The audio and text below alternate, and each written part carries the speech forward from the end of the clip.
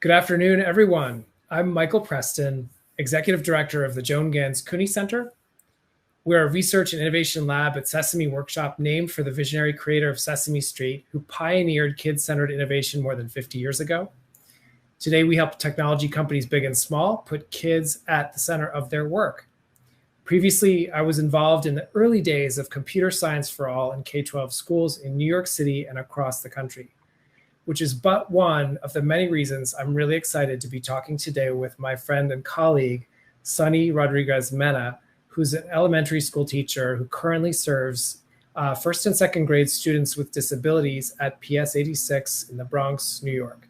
She's been teaching elementary school students for 25 years and specializes in serving bilingual students and students with disabilities.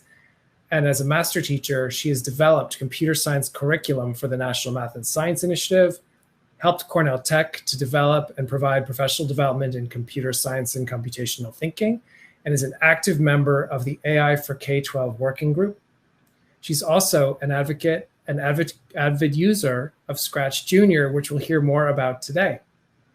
And thank you, everyone. Thank you, Michael, for having me here. It's a pleasure to share some of my interesting experience working in computer science and working with students with disabilities in the Bronx.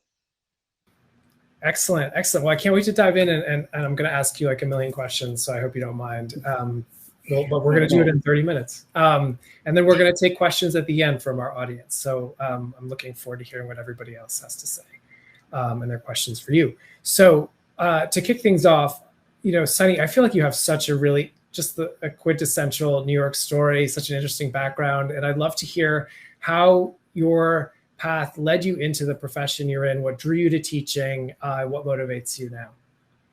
Well, I'm a bilingual student myself. I came to the United States when I was 17 years old, graduated from high school, and knowing very, very basic grammar in English. And that was basically it.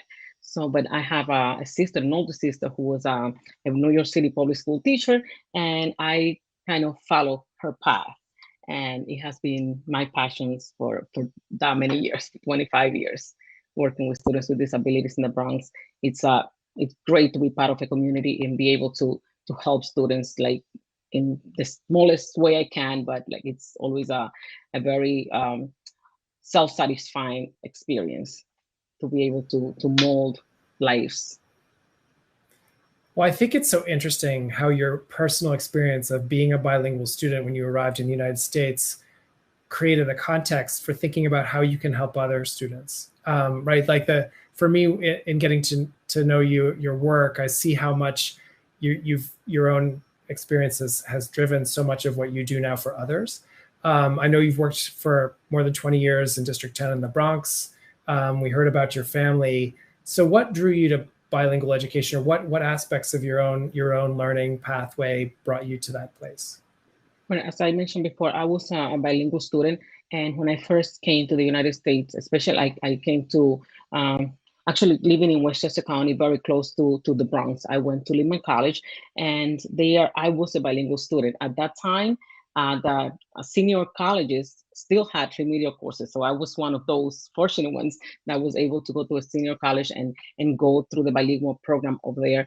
And I actually was like trying to become an accountant. I was going to go into the business world, but I had a minor in education because I started working as a teacher's assistant actually. And like that really paved my way into becoming a teacher. So once I became a teacher, I went into my bachelor's. It was my major in economics, and I minored in education because I was already working as an assistant. So it was like it gave me great pleasure, and I really wanted to do more. So when I graduated, I went into my master's degree, and I majored in bilingual special education.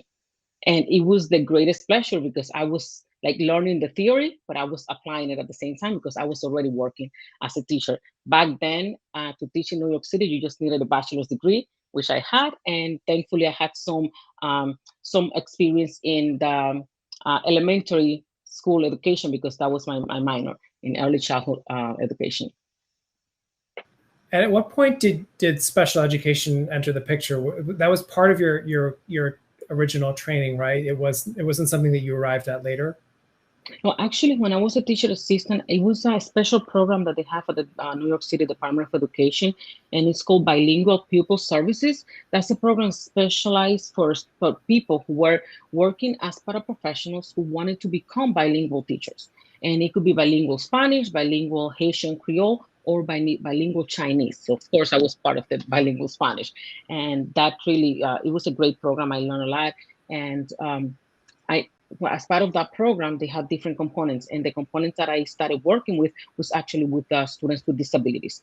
And I love working with them. I love seeing them struggling, but actually like making progress and succeed in their own special way, as no as compared to the rest of their peers in the grade levels of the age level, but like making progress at their own pace, being the individuals they are.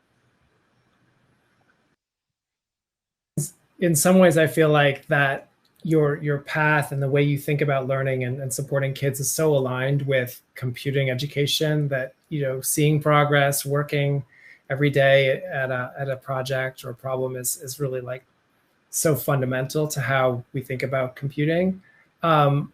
Maybe making that as a transition point, then you're already an established teacher in those two subspecialties you mentioned.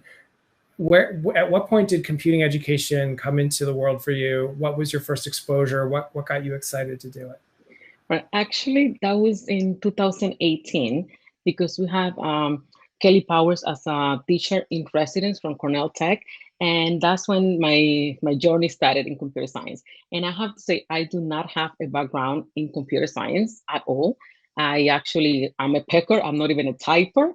So I have to say, I just decided to dive in and just experience it like without being afraid. I understand that we educators tend to see like anything new as something else that we have to do.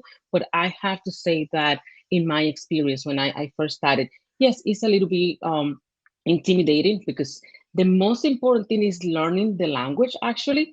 But it is such a fun experience because when you try new things, and this experience really taught me that you don't have to know it all.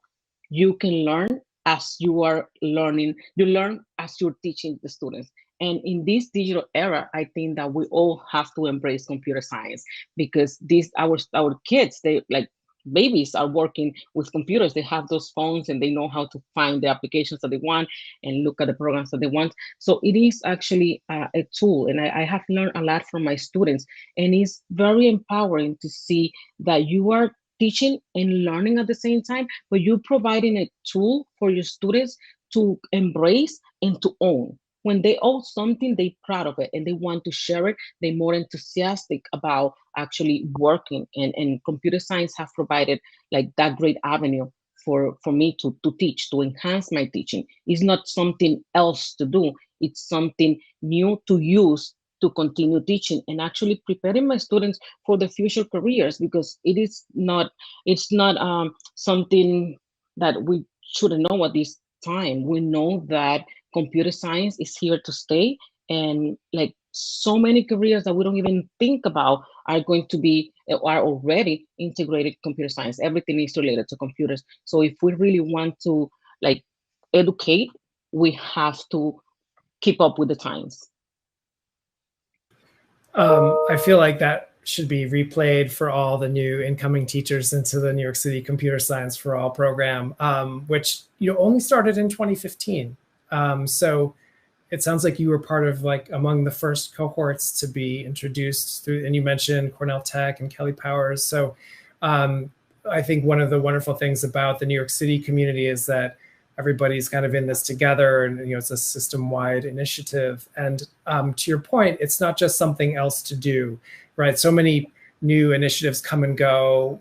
Today's version of a certain sort of subject matter approach to teaching or assessment. And I think what I love about computer science is what you said, that it's something that can be integrated and incorporated in teachers' existing practice and the subject matter they already focus on.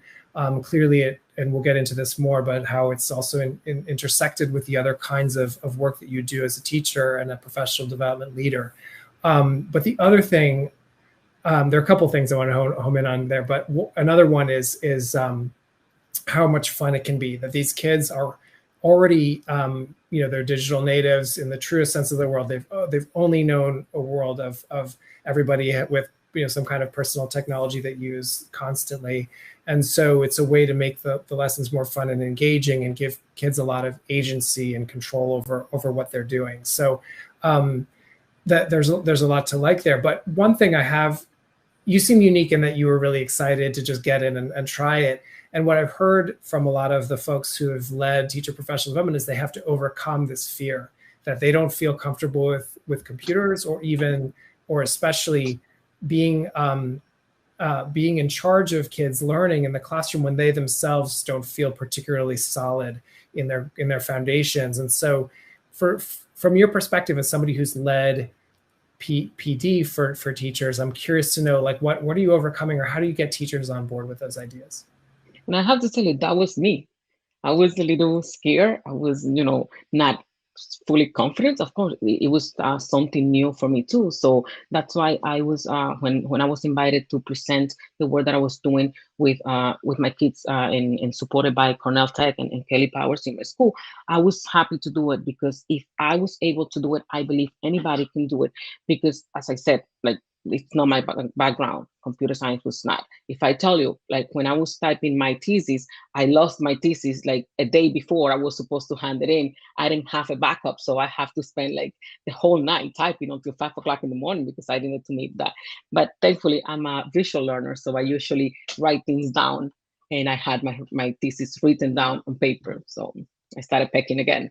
So this is something that I said, for teachers, yes, it could be overwhelming, but you're not alone. There's a lot of support. And as I said before, it's a learning experience. We don't have to know it all in order to teach. We can learn as we go, and our own students are going to be able to teach. I had the experience teaching, and I was teaching virtually at the time. I was working with Scratch Junior, which is, and that this is something that's so beautiful. I was able to integrate Scratch Junior and computer science into all subject areas. And I had one student, there was one point that we were creating an algorithm to program a sprite that we were working on. And I was the driver. I was the one doing it, because I was doing it virtually. I had the program on my screen, and they were telling me what to do. But at some point, this is the Scratch Junior is a Black-based program. So the kids don't need to know how to read or write in order to create algorithms and program sprites and create projects. So they're telling me what to do, and I'm doing it, but for some reason I didn't connect the blocks correctly. And that was like I didn't know what was happening. I said, oh, well, I don't know what's going on here. Can somebody help me? And one of the students said, Ms. Rodriguez, you have to connect the blocks. They're not touching each other. I'm like, oh, okay. So you help me debug. Thank you. So it's an interaction, and they feel so proud when able to do it. And as I said, integrated into ELA, I work with first and second graders, who most of them are non-readers and non-writers, but I can read a story. For example, we were learning when we were piloting the CAL curriculum, coding as another language. And being bilingual is beautiful, because you have another mode of communication. So I see computer science, and especially the Scratch Junior curriculum, as another mode of communication. And we were learning about Ada Lovelace, which was the first computer programming. And we were just retelling. We read the story, and we wanted to retell. My students couldn't write. They couldn't read it on their own. I read the book, and we also have videos of the book read aloud. And we created a Scratch Junior project about Ada's life. They decided what part of Ada's life they wanted to create as a project, and they did it. They just retold the story using, and they were able to use art to create the sprites, because we have a set of characters in Scratch Junior, but Ada was not one, but they were able to create it. So they also were able to recreate and tell in their own ways. So they created the projects, and they were able to use verbal language to express their ideas. That also creates a sense of community, because they work together. They build on each other's ideas, and that's something that you also want for anything that you do. They also we also integrated into math, because when we are working on the stage, they have a grid. So they want some part of Ada's life that they wanted to retell. They wanted to retell the time when she got married. But the way they wanted Ada to come from one side of the stage and the husband from the other side of the stage. They made a heart in the middle, but then the husband was supposed to bring, it was so much fun because it was just like we were playing, but we were learning and retelling a story. So the husband, they made me draw a diamond ring, but they wanted them to meet in the center of the stage under the heart. So they had to use the grid and decide how many steps each of them has to move in order for them to meet exactly at the middle of the stage. So math is there. There's art. There's like the reading, and also the listening and speaking is very important, and it's part of the standards in New York State. I know many of the states. So they were supposed to express their ideas. They have to communicate it. And sometimes, like for example, when I'm teaching writing, I ask the students what they're going to be writing about. But in the beginning, when they cannot write, the best way for them to do it is through drawings.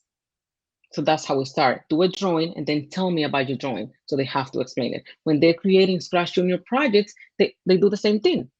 They set the stage, they use art to create the sprites, and then they can talk about it. And when they create things, they are more able to speak about it.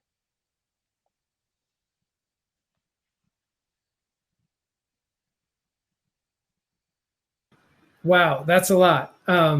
So cool. So I kind of want to take a little time to unpack everything there. You said a lot of each idea you shared is almost its own conversation. So I'm going to do my best to kind of reflect back some of it. So first of all, I hear that computing, you're using the example of Scratch Junior with the sprite, which is, the little Scratch cat or avatar that you move around the screen, right? And then the stage is the sort of the blank canvas that you start with. So these kids are seeing their first interactions with computing and the Scratch environment as a creative act, right? That they get to build something new. And so already, based on what you've shared, that kids are being encouraged to tell a story, that's really exciting for them, and this is a way to get them to start. That was one thing I heard. And then from there, you were able to draw connections and help them do work that might appear in an ELA set of standards, for example, or mathematics standards, because those skills are being applied in the telling of a story, and identifying character, or coming up with the progression, a sequence of things that happen, for example. And it sounds to me like this is very motivating and a good way to give kids a safe space, or kind of just a launching pad for the things that they want to do in a creative way. Does that make sense? Did I capture that right? Yes, definitely. Because it's, as I said before, it's another avenue for the students to express their ideas. And as I said before, it's another language. They know that Scratch Junior is a programming language. So I asked my students in the class, like, what languages do we speak in this classroom? And they say Spanish, English, and Scratch Junior, because they speak Scratch Junior as well. And they're using, and my amazing thing is that many of my students have speech impediments, and they might not like say the words correctly, but they know the meaning. They know what an algorithm is, and they go like step by step, and they know collaboration. They know debugging, that they know that to debug is to fix something. They know the language, and they actually use it on a regular basis, even outside of the classroom. Like for example, I remember one time we were going outside, and the doors are heavy for little kids in the school, so they usually work in pairs to hold the doors, to be door monitors. And there was one who were trying to open the door, and one from behind the line goes like, you have to collaborate, because they know that working together. And those are things that we want kids to be able to collaborate with each other, to work, and also practice those virtues that Marina Bears has as one of the goals in the Scratch Junior project, the curriculum. So like, be open-minded, be forgiven, like that, forgive students who like for each other when they make a mistake, when they are not too kind to each other, so they can develop into individuals that have a good character, and they're able to be part of a community, and be able to just put a little bit of what they bring on the table, and make something great.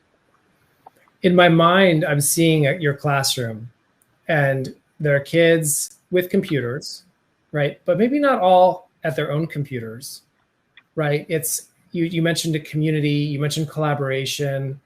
We know about pair programming, right, where kids actually have different roles and will work together on a project. It would be fun to hear you talk about that for a minute. But this idea that computing changes the dynamic of the classroom of who knows what and who can share what and how everybody can benefit from that kind of experience together.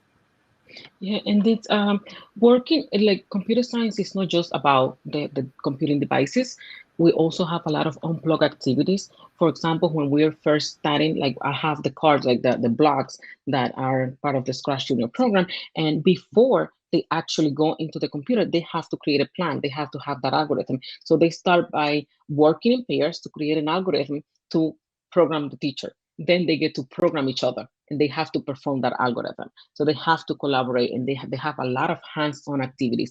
And with the pair programming, one have to be the driver, one have to be the navigator. So one tells the person using the device what to do. And it's difficult, that it doesn't happen over time. It's a lot of going back and forth and modeling for the students how to do it, because they have to be able to use their own expertise for one thing while they're collaborating with somebody else using their own expertise. So they have to be able to take roles.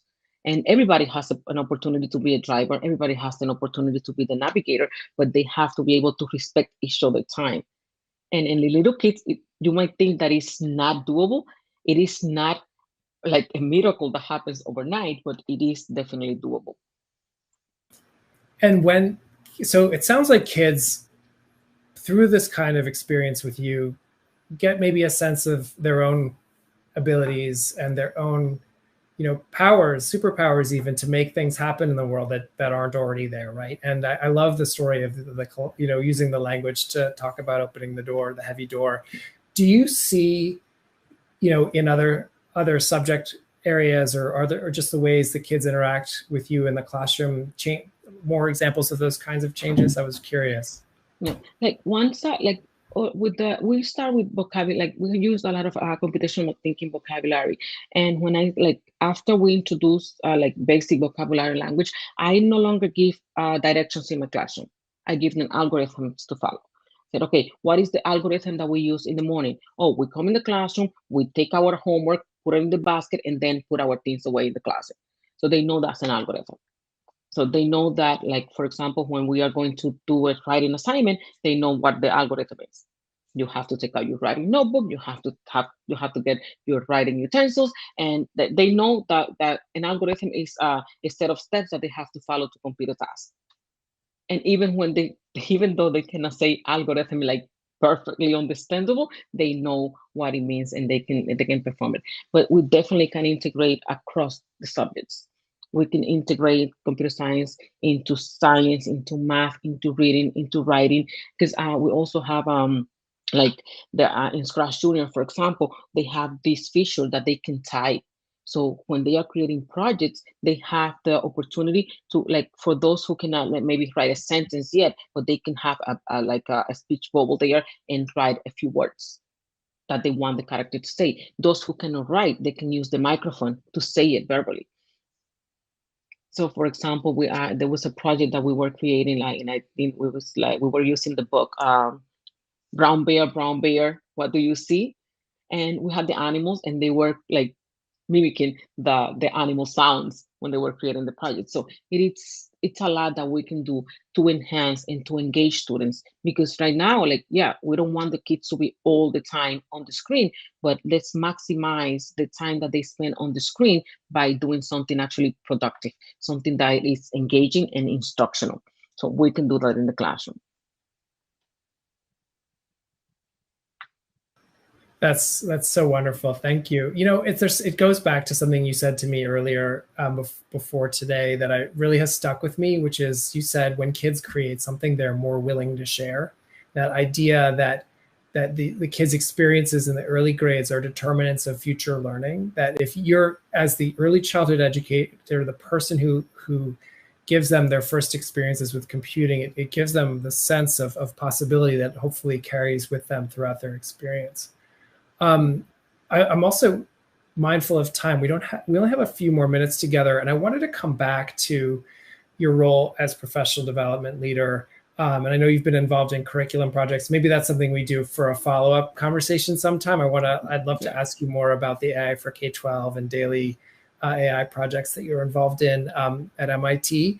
But for now, the idea, we're speaking to an audience today of educators and everybody's getting ready for their new school year that's just starting this month in September of 2023.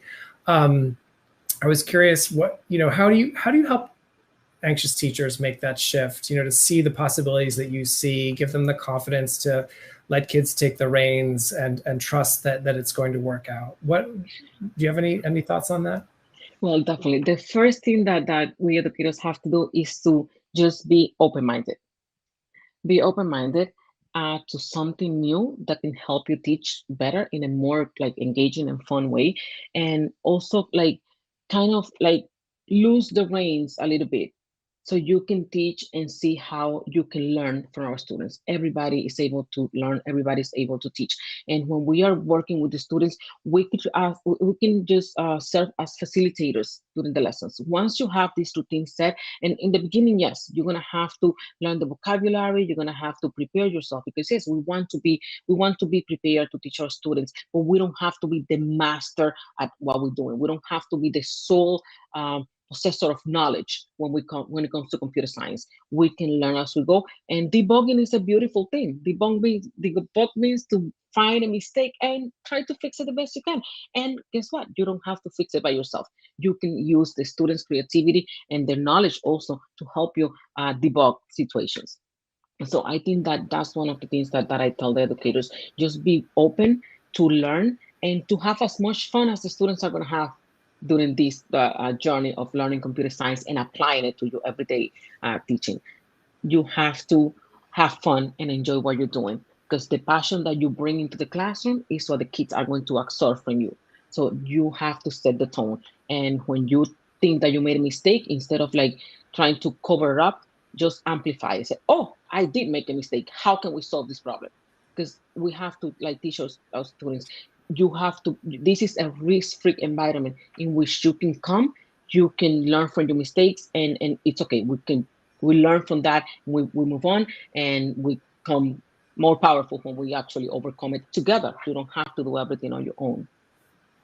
I feel like these are life lessons. They're not just about teaching computing in classrooms, right? Like, isn't life really about debugging? I think you shouldn't tell the kids that necessarily, that they're going to be debugging every aspect of their life in the future, but that's kind of what it is, right? You're always just trying to make everything a little better each day and do it together. I really love it. I wonder, I think we're basically at time. So we have one more minute to share with our audience some thoughts for the new year. What would be your parting wisdom for our audience today? What do they need to know going into this new year? Well, just dive into computer science, use it for enhancing your lessons, and it could be a great journey. Don't be afraid. As an educator, you want to really prepare your students. And in order for you to prepare them, you have to prepare yourself, and you have to keep up with the times. So don't be afraid of learning new things and bringing it to the classroom. It is not like computer science is not some another thing on our overloaded plate. It's just one more tool to use to teach our generation, which we want them to be successful in the future. We want to be able to grow older and look at our kids like and in different positions that I help in, like my kids are gonna come back and say thank you because you prepare me for this career that I'm with. And even if they don't say thank you, but at least you know that they're gonna be successful because they have like an extra set of tools that they can use in the future. Those are words to live by. Sonny, thank you so much. It has been a pleasure, as always, to talk to you. I want to wish you well in this new school year. I'm excited to come visit you at PS 86 sometime You're soon. welcome. Anytime. Yeah. And I thank you for providing me the opportunity to share my excitement, because I'm very excited about what I'm doing. And it's an everyday learning experience. So I'm learning. I'm still learning a lot. Like, I just want a little thing. The other day I was, before the school year ended, I was in the cafeteria for breakfast duty. And one of my former students came up to me and said, Miss Rodriguez, I have to tell you something. You remember Scratch Junior? I found a way how to make my sprite keep talking. So I just created an algorithm, and I kept it on a loop. One sprite with the mouth open and one with the mouth closed. And I said, oh, thank you for sharing that with me. So it really made me so happy, because it means that whatever we were doing together as part of a classroom assignment, he was able to bring it and just use it for fun. And he figured new ways. So that I didn't know that was, one way to program a sprite, but he was able to teach me that. And I'm very thankful. So I'm learning every day in the classroom and outside of the classroom from my students. And they're bringing the fun back to you too. That's gotta be so gratifying. Amazing. Definitely. Thank you again, Sonny. It was an honor to talk to you. Same here. Thank you, Michael. Hi, everyone. I'm Allison from the Joan Ganz Cooney Center. Unfortunately, Michael couldn't be here to do this Q&A part. I'm relatively new to the Cooney Center, but I was a classroom teacher for 11 years and then worked at BrainPop, an educational website for kids, for 14 years, and then was at the Lifelong Kindergarten Lab at MIT's Media Lab for the last year. And I'm joined by Sonny, the rockstar teacher, who we just heard from. And you've got a great chat going already. We would love to answer any questions you have. So we'll give people a moment to write into the chat. And thank you, Jasmine and Helena and Douglas and Stephanie, for getting the chat going. It's great to see all the comments from during the video. And Sonny, maybe while we're giving people a moment to write in any questions, would you talk a little bit about differentiation and ways that you were able to kind of not only weave coding across the curriculum, but tailor it to your students' abilities? Sure. Welcome, everyone, and thank you so much for being here. I am so glad to share my experience with you guys. When it comes to integration, like and differentiating instruction for our students, one way is like when we use the Scratch Junior platform. When we use Scratch Junior, we can have students who can create the projects based on only the blocks and programming the sprites, and just having the graphics. Then we can have others who can just maybe write little words and use captions.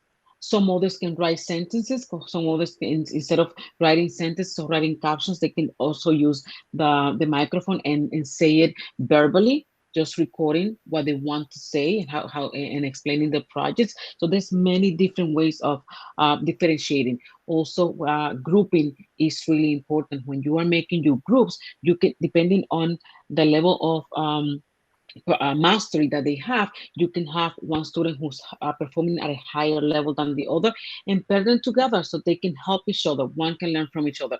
If you want to provide more close one-on-one assistance to a group that maybe is functioning at a lower level, then you can pair the ones who are performing lower, and then you can work with that group. And if you have the privilege to have an assistant in your class, and maybe you can assign a group that's performing lower or higher, because even though those kids who are performing at a higher level need some kind of challenges to continue growing, like not just keeping things at a basic level. So there's plenty of opportunities for differentiation when you're working in Scratch Junior. That's great. And Sonny and I were talking yesterday about a feature on BrainPop that I was involved with developing called creative coding. Unfortunately, I can't type the URL into the chat. I'm not able to interact in the chat as a presenter. But if you Google BrainPop plus creative coding, it'll pop right up. And we take a project-based approach in those in the BrainPop's creative coding feature. And one of the projects is a digital museum. And another way of differentiating is thinking about having kids scale up or down their the number of artifacts in this particular project that they would include in a digital museum. And they're coding these objects or sprites to show what they know about any topic. So that's just another thought about differentiation. I haven't seen any questions pop up in the chat yet, Sonny, so I'll ask you another question. Can you talk a little bit more about ways to integrate coding into whatever you're doing already, whatever you're teaching already? So it's not necessarily adding another thing into what you're already responsible for teaching, but it's replacing or just taking a different approach to what you're teaching by integrating coding. Yeah, it's just another tool. Because like we have, for example, worksheets that we give to students. When we are different, give me just 1 second, I'm sorry.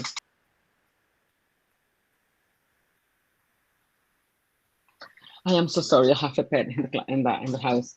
Okay, so I'm sorry. So when we are differentiating in the regular classrooms, we have a lot of graphic organizers, and we use different ones for the different groups according to the levels. And what we do is that, like in Scratch Junior again, and we're using coding, you can also do it at different levels. And everybody is creating the same project at their own level, and then you're using the same platform. It doesn't matter if it's on paper when you're doing it and with your worksheets, but also when you are doing it in Scratch Junior, you can have different expectations. For example, you can have a child create a project that is only one part, one page, but you can also have other groups that are maybe retelling the same story. If it's retelling that you're working on, then that group is going to be retelling 3 parts of the stories. Maybe you can have you have collaboration. Maybe one group can create, like in retelling again, you can have one group retell the beginning of the story, another group retell the middle of the story, the other group retell the end of the story. While you can have a group that's retelling the story in 3 parts, beginning, middle, and end. That's great. Great ideas. I love these kinds of ideas that you can go and use the very next day in your classroom. I'm sure teachers are appreciating these nuggets from you. Unfortunately, I have to go pick up my son, so I'm going to have to jump off of the call. But Sonny, if you want to share any other of these golden nuggets or tips, and maybe a couple extra resources too. We've shared Scratch Junior, we shared Brain Pop. What are some other favorite resources that you can point teachers to? And I'll pop off and say goodbye. And thank you so much, Sonny, for sharing your expertise.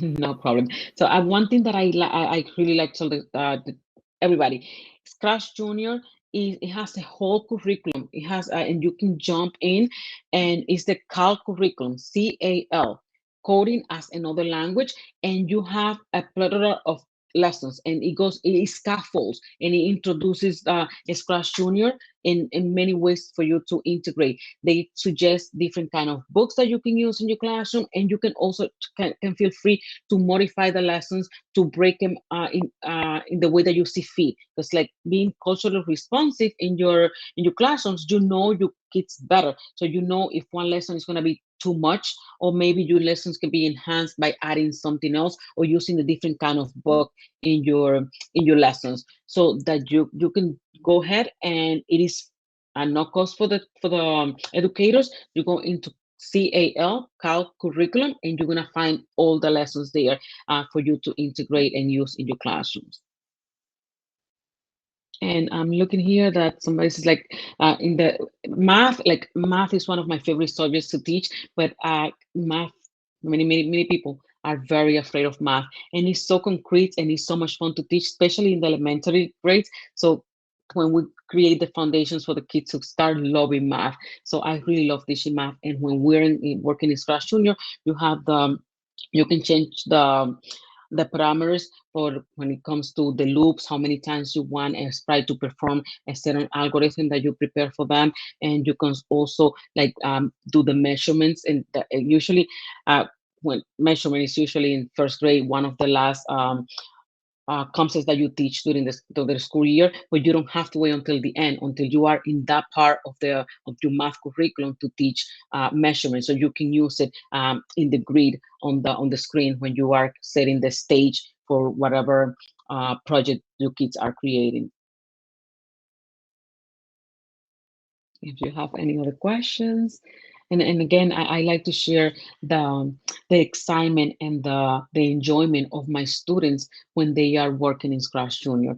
Like, it is really like, because they think they're playing. And as Marina Burrs, and the team who created the CAL curriculum, they that's one of the things that they like. They wanted the kids to behave in the same way that they will behave in the playground. In the playground, everybody participates. They're not afraid of making mistakes. If, let's say, a child is like trying to climb on the monkey bars and falls down, and they try to help each other, they try again and again without feeling embarrassed, without feeling afraid of making the mistakes. So that's exactly the way that we want the students to see and approach education and learning. And Scratch Junior provides that means for the students to actually go ahead and enjoy what they're doing and what they're learning.